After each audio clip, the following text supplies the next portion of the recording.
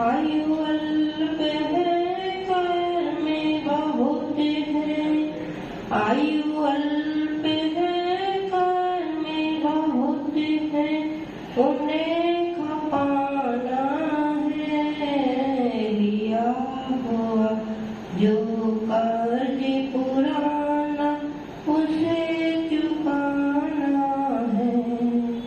जाग जाग सौभाग्य जगा संयम पथधारो, संयम पथ धारण करके मोक्ष महापद पालो, मोक्ष महापद पालो। बोलो 1000 देवर जय श्री आदिनाथ भगवान की जय। अंतिम शासन नायक भगवान श्री महावीर स्वामी की हमको आचार्य भगवान श्री विमल सागर जी महाराज की हम और धीरे बोल रहे हैं। हमको आचार्य भगवान श्री सन्मति सागर जी महाराज की आँखों से तो कम देखा है श्रद्धान से, वाणी से तो नहीं पुकारा तुम्हें पुकारा ध्यान से, तुम्हें पुकारा ध्यान से। इस युग में तुम हमको लगते महावीर भगवान से, महावीर भगवान से। और प्रभु आचार्य भगवान श्री सुंदर सागर जी महाराज की जय। प्रभु आचार्य भगवान श्री विभव सागर जी महाराज की जय। द्वादश वाणी माता की समस्त आचार्य संघ की जय। आचार्य श्री के चरणों में नमस्तु, सभी मुनिराजों को नमस्तु, सभी माताजियों को नमस्ते। यह पंचम काल है। कौन सा है? और यह सुखमा काल है ना? सुखी सुख है इस काल में। सुख है कि दुख है? क्या है? दुख कि सुख? यह दुखमा काल है। और इस दुखमा काल में हम क्या कर रहे हैं? यह दुखमा काल है और हम सुख की खोज करें जहाँ अग्नि हो। क्या? जहाँ अग्नि हो वहाँ हम शीतलता की खोज करें तो क्या शीतलता मिलेगी?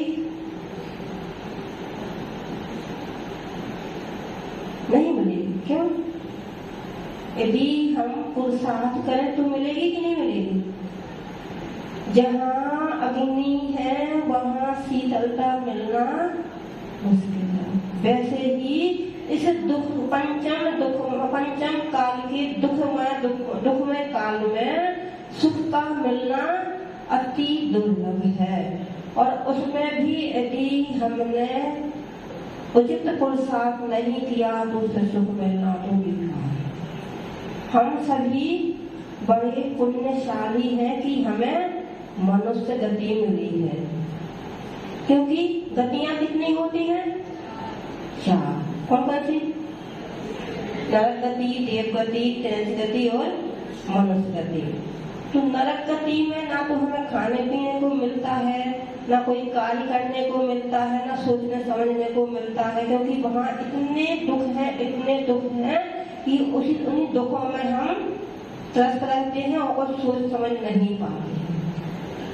और जो त्रैंस गति है उसमें हमें खाने को मिलता है। कैसे? कोई कहीं डाल देता है, कोई कहीं कचरा मिल जाता है। व्यवस्थित खाना मिलता है क्या त्रैंस गति में? जो पशु हमने अपने घर में पाल रखे हैं, क्या जो पशु उनको भी हम पूर्ण रूप में व्यवस्थित भोजन नहीं दे पाते हैं। उनको सोने के लिए व्यवस्थित जगह नहीं मिलती है, उनको बैठने के लिए भी व्यवस्थित जगह नहीं मिलती है। तो जो त्रैंस गति है उसमें भी दुख ही दुख है। और जो देव गति है वहाँ सुख ही सुख है। क्या है? सुख ही सुख है, लेकिन उस सुख को हम भोग नहीं पाते हैं। वहां जाके हम क्या करते हैं, हमने देखा कि किसी के पास ज्यादा रिद्धि है, किसी के पास ज्यादा वैभव है, तो हम उसी को देख देख के जलते रहते हैं और अपने सुख को नहीं भोग पाते। वहाँ सुख है लेकिन वहाँ भोग नहीं पाते। एकमात्र मनुष्य गति है जहाँ सुख भी है और दुख भी है। यहीं से हमें मोक्ष जाना है और यहीं से हमें नरक जाना है। तो मनुष्य गति एक ऐसा चौराहा है जहाँ से हम चारों गति में जा सकते। नरक गति से भी हम चारों गति में, त्रिंठ गति से भी हम चारों गति में जा सकते हैं, लेकिन मनुष्य गति एक ऐसा चौराहा है जहाँ से हम मोक्ष भी जा सकते हैं। नरक गति से मोक्ष नहीं जाते, त्रिंठ गति से मोक्ष नहीं जाते, देव गति से मोक्ष। एकमात्र मनुष्य गति ऐसी है जहाँ से हम मोक्ष जा सकते हैं। यदि हमें मोक्ष जाना है और हम पाप करें तो क्या हम मोक्ष जा पाएंगे? तो मोक्ष जाने के लिए हमें क्या करना पड़ेगा?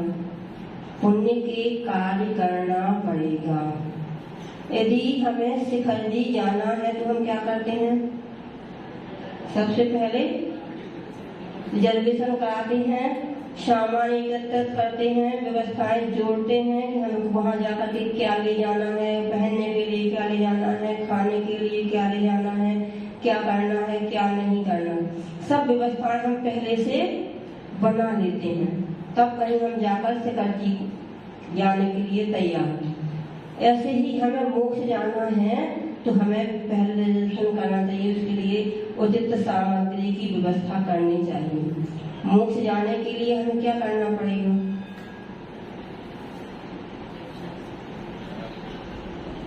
अध्यक्ष जी, यदि आपको मोक्ष जाना है तो क्या करना पड़ेगा? धार्मिक क्रिया में पूजा कर लिया, अभिषेक कर लिया, दान ले लिया, इससे मोक्ष हो जाएगा, है ना? तो मोक्ष जाने का तो एक ही उपाय है कि हमें साधु ही बनना पड़ेगा। तो बिगड़ साधु बने हम मोक्ष नहीं जा सकते हैं। हमें सब पता है, हम सब जानते हैं कि इस पंचम काल में यदि हमें दुख से छूटना, मान लो इस पंचम काल में हमने संयम धारण नहीं किया और कितने सारे 18,000 बचे हैं, तो वो भी निकल गए, तो पुनः तो छठा काल आ गया, उसमें तो धर्म कर्म है ही नहीं। एक जीव दूसरे जीव को मारकर खाएगा।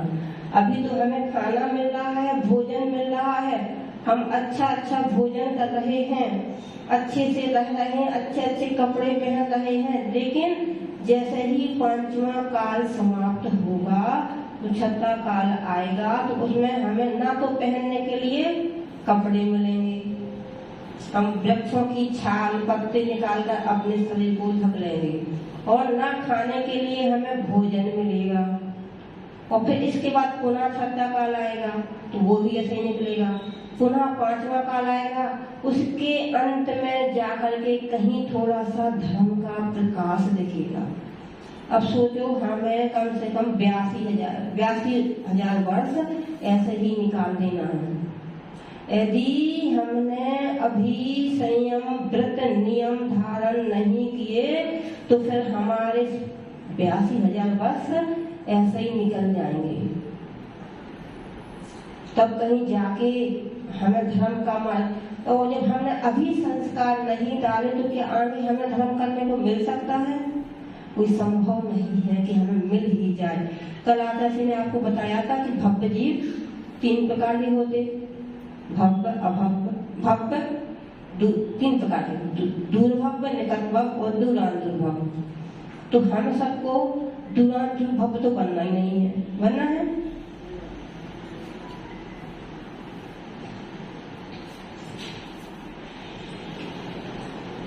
हम सभी को छठम, इस पंचम काल और छठम काल से बचने के लिए कुछ पुरुषार्थ ऐसा करने पड़ेगा जिससे हम इनसे बच जाए। तो हम संयम को धारण नहीं कर सकते, अणुव्रतों को तो धारण कर सकते ना। यदि हम अणुव्रतों को भी धारण नहीं कर सकते तो हम कोई छोटे से नियम ले सकते हैं।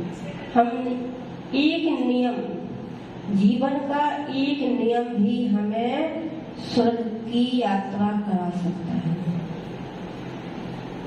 यमपाल चंडाल का नियम था कि हम चतुर्दशी के दिन किसी भी जीव का वध नहीं करेंगे। वह जाति का कौन था? चांडाल था। और उसने गुरुदेव के समक्ष जाके एक ही नियम लिया था कि मात्र हम चतुर्दशी को किसी जीव का वध नहीं करें। हम तो पिट्टी समय कर रहे हैं, मच्छर को तो ऐसे मार देते हैं जैसे वो हमने उसको पैदा किया हो, है ना। तो जब उसका, सबको कहानी पता है यमपाल चंडाल की, तो जब उसका एक नियम उसे स्वर्ग की यात्रा करा सकता है, देव पद दिला सकता है, तो क्या हम सच्ची श्रद्धा से, सच्ची भक्ति से गुरु के पाद मूल में आकर के यदि एक नियम लेते हैं तो क्या हमारा जीवन सफल नहीं होगा?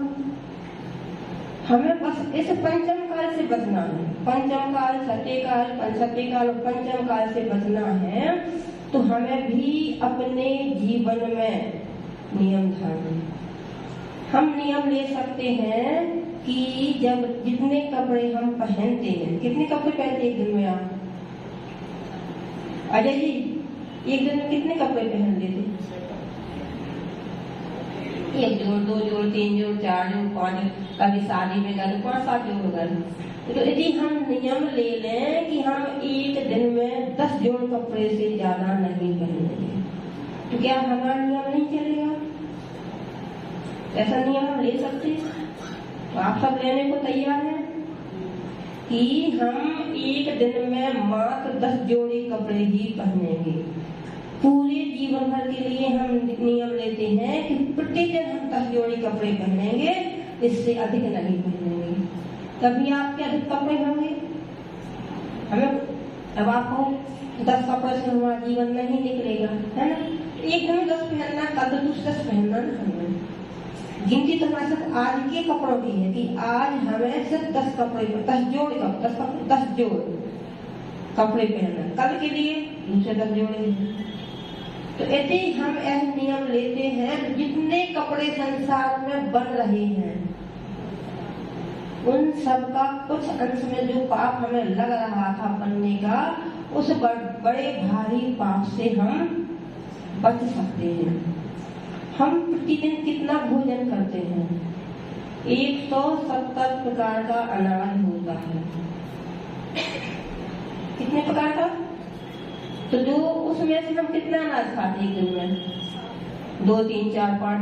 यदि हम नियम ले लें कि हम 20 प्रकार का अनाज खाएंगे, मात्र 20 प्रकार का एक दिन में, तो हम 150 अनाज के पापों से बच सकते हैं। हमारे अंदर नियम लेने के भाव आते ही नहीं है कि हम नियम, ऐसे छोटे छोटे नियम जिनको हम आसानी से पाल सकते, जिसमें हमारा कुछ जाना भी नहीं है, कुछ लगना भी नहीं है, और हमें आराम से जो क्रिया कर रहे थे वैसे ही करते रहना है, फिर भी हम लेने को तैयार नहीं हो रहे हैं। क्यों? क्योंकि हमारे अभी संयम के प्रति भाव जागृत नहीं हुए हैं। तो हम सभी इन छोटे छोटे नियमों को धारण करें और अपनी आत्मा का कल्याण कर प्रभु आचार्य भगवान की सुंदर